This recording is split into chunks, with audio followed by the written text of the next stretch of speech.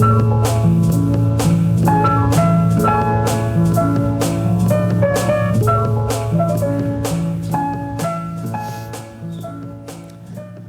everyone. Welcome to Identity Crisis, a show from the Shalom Hartman Institute creating better conversations about the major issues facing Jewish life. I'm Yehuda Kurtzer. We're recording today live in Nashville, Tennessee at a great venue, the Cannery, hosted at the Jewish Funders Network Conference. I'm really grateful to our sponsors, the Schusterman Family Philanthropies, the Crown Family Philanthropies, and the Jim Joseph Foundation for making this all possible. Really grateful for my guests for being here. I'll introduce them shortly. And I want to invite all of you in person, but also on the podcast as well, to stay tuned afterwards for a performance and some music from distant cousins. Pretty excited to share billing with them in this event tonight. It's a really anxious time.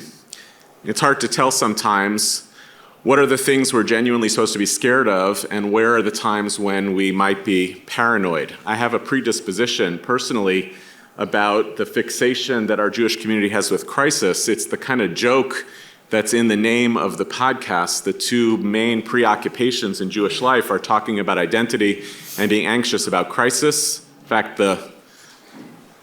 that slash in the logo does a lot of work to illustrate those two concerns.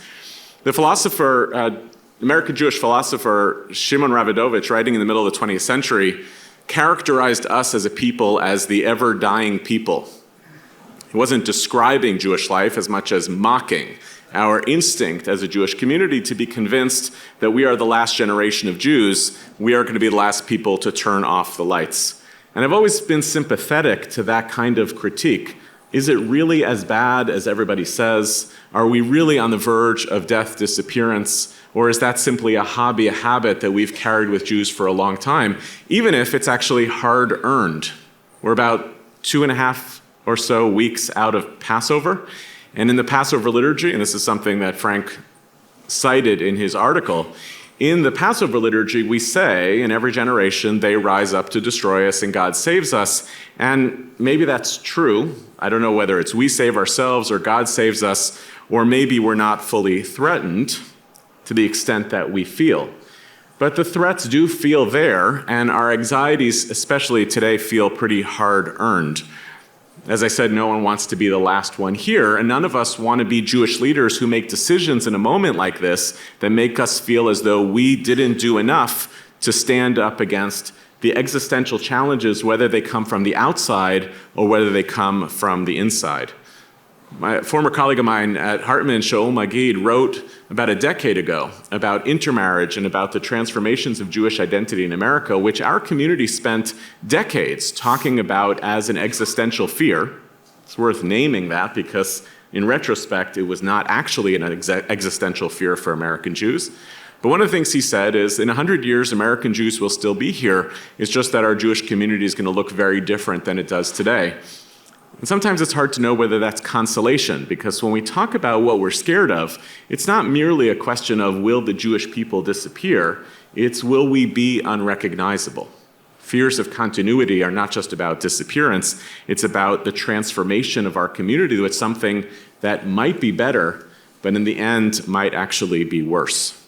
I've been thinking a lot about metaphors that people sometimes use to describe the condition that we face as Jews, and oftentimes, weirdly, a number of Jewish thinkers go to the terminology of illness. Around the turn of the 20th century, this was pretty common. A Zionist thinker named Max Nordau, who actually was also a physician, so it may not have been so crazy for him to deploy this metaphor, felt that the condition of the Jews was a kind of sickness, an illness, a weakness, a degeneracy in the Jewish condition, and his prescription was that Jews had to become muscular. Literally and figuratively, it was a big anchoring idea of his Zionism. But it wasn't just the Zionists who felt there was something ill about the Jewish condition.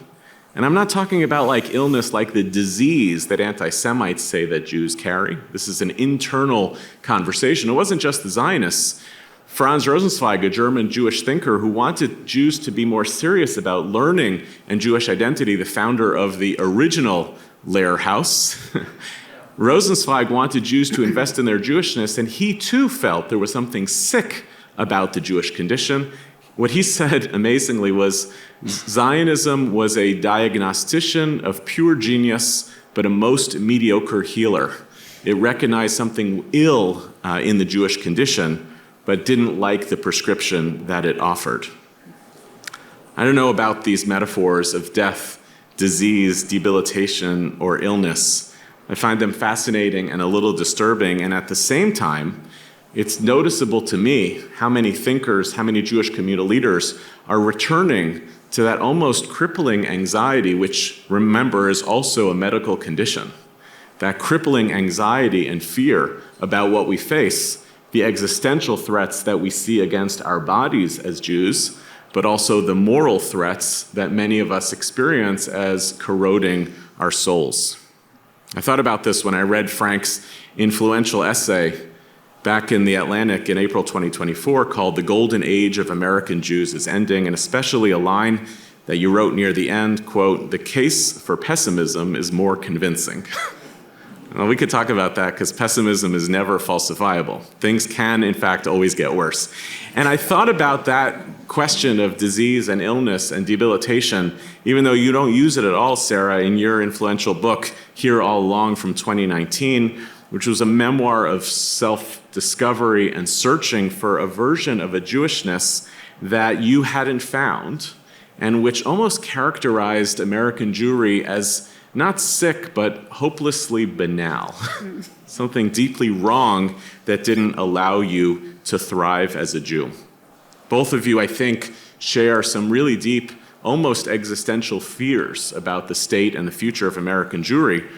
And yet the difference between your writings is that, Frank, your recent piece characterized the foregoing era of American Jewry as one of thriving, a golden age. And Sarah, your longer arc story tells the story of a gradual weakening, and that's something I want to poke at tonight. I'm thrilled to be on stage with both of you. Thanks for doing this. Thanks for doing this in this amazing venue. And I want to start by asking where we are in the American Jewish story, what ways are we sick, and how we're going to get healthy again.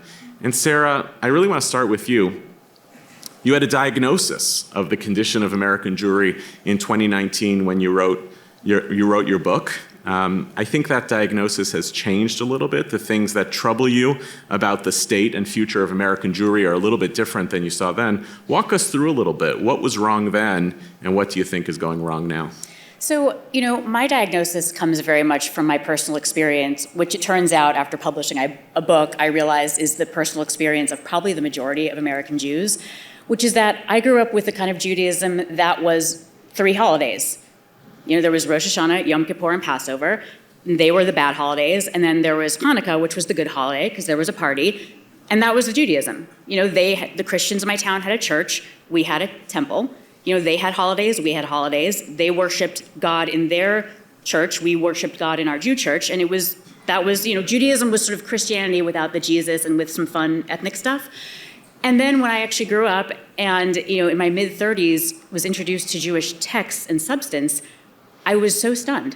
I thought, wait, I didn't see any of this in those 4 holidays. That just wasn't, and by the way, it wasn't just the fact that I stopped learning when I was 12 or 13. The adults in my community also were not familiar with any of these texts. The average American Jew has never heard of the Talmud.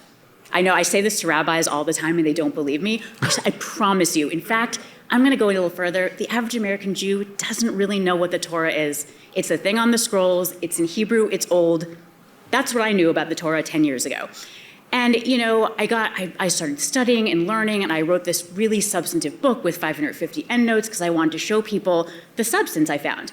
I didn't know Judaism had wisdom on, death, birth, being a good spouse, parent, friend, conducting your business. I had no idea, and I wanted to share this. And then over the last 5 years, I've been thinking, why didn't I know? Well, why was this Judaism I grew up with so oddly edited? Not only was the wisdom, anything post-Bible was just kind of disappeared, that was gone, and a lot of the really primal, earth-based and nature-based traditions weren't there either. It was very strange. The idea of kriya, of tearing your shirt, in a moment when you learn that someone you loved has died, or at their funeral, that's a really primal, powerful ritual. Tahara, what we do with the body, this ritual bathing, these were not part of my community growing up, trust me. And I want to say, my second book, which I've been thinking about, it's like, why did that happen? And there's some history that I think we need to reckon with. I think 200 years ago, onset of modernity, Jews are becoming citizens. We need to figure out how to be citizens in the modern world. And, we did our very best. We reformed Judaism. And thank God we did, because it allowed us to enter modernity. I'm a Jew today because of what those reformers did 200 years ago. But in some ways, and please don't yell at me when I say this, I've gotten some real pushback on this, but in some ways, we did kind of take a Protestant cookie cutter and jam it into Judaism and get rid of a lot of things that didn't fit. And I know why we did that. And we did it because we were just bathed in hatred and bathed in Christianity. And we were doing the best we could, but it came at a cost. We lost a lot. And, Orthodoxy was a reaction to that. And there was a rigidity to that and a reactiveness to that. And that came at a cost. So, these denominations that have served us beautifully for so long, they came at a great cost. And I think now we have the ability to go back and reclaim what we lost. And so many Jews are doing that today. Yeah, they're not going to yell at you because we told them to be quiet for a podcast recording. So they might be seething, but they're not going to yell at you. We'll come back to some of the pieces that you said. You said a lot there about the history of what we've inherited in this moment. Frank, I want to turn to you because your diagnosis of what's gone wrong is a little bit different. You tell a story of a golden age, actually, of American Judaism. And I guess I want to start with what was the moment at which you felt that something was off in this story that you feel that we've inherited, that it's been by and large a positive story? Well, I think that there was a moment where I started to, obviously after Squirrel Hill and after Charlottesville, there was this moment where it felt like anti-Semitism had been this thing that was totally alien to late 20th century Jewish American existence. I think one of the thrills of living through the late 20th century as a Jew was just this sense that we weren't living in a world of alienation. We were totally at home in American culture and in American politics, where it was in fact a culture and a political culture to some extent that had actually been shaped by Jewish dreams and, to a lesser extent, Jewish anxieties about the potential for this nation. There was a moment I was talking to my brother Josh, who's a friend of yours, and in, I think, 2018, and I said, I see these events, and they're terrible, but I don't experience anti-Semitism in my own life. And my brother is, he's slightly more observant than I am, and he told me a couple stories. In Boston, there had been a couple things that had happened. He'd walk down the street one day after shul, and some guy came up behind him muttering, "Trump, Trump, Trump, Trump," in a very menacing sort of way. His in-laws, Stiebel and Westchester, had been shot up with a BB gun. His son's best friend is the son of a Chabad rabbi, and his house had been burnt down in arson. And I thought, I'm not connecting with this story, but there was something out here that I needed to understand. And then October 7th happened, and there was this explosion. I had kind of identified before October 7th much more strongly with the idea that there was a threat coming from the political right and from the far right against Jews, which I think is still a very salient feature of American politics. And then there was this other threat that was emerging, which I had kind of bracketed a little bit and maybe wished away. And so I guess the scales fell from my eyes and that cliche after October 7th. But there was something that you said at the very beginning that I think you were talking about anxiety and fear as Jewish emotions, and I guess also they're political emotions that are very, very common. And it's hard not to experience them. There's so much about the way in which we've been conditioned as Jews in order to filter what we see through our canonical texts, through the experiences of our grandparents. And that's real, and I think that we can't shunt that to the side.